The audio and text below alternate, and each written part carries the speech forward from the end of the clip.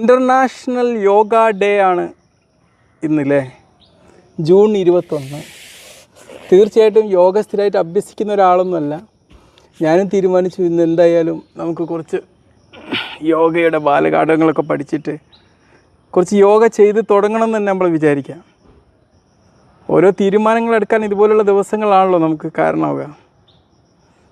തീർച്ചയായിട്ടും യോഗ നമ്മൾ ചെയ്ത് തുടങ്ങുമ്പം നമ്മൾ യോഗയെക്കുറിച്ച് ശരിക്കും പഠിക്കണം. യോഗ എന്ന് പറഞ്ഞു കഴിഞ്ഞാൽ കേവലം ഒരു എക്സസൈസ് മാത്രമല്ല, അതൊരു ഫിലോസഫിയാണ്. അപ്പോൾ അതിനെക്കുറിച്ചുള്ളൊരു പഠനം, അതിൻ്റെ സ്പിരിച്വൽ റൂട്ട്സ്, അതിൻ്റെ കൾച്ചറൽ റൂട്ട്സ്, ഇതൊക്കെ പഠിച്ചിട്ട് നമ്മൾ അതിനെക്കുറിച്ചൊരു എൻഗേജ്ഡാക്കി വെക്കുക എന്നുള്ളത് നമ്മൾ ആദ്യമായിട്ട് നമ്മൾ യോഗ അഭ്യസിക്കുമ്പം ചെയ്യേണ്ട ഒരു കാര്യം.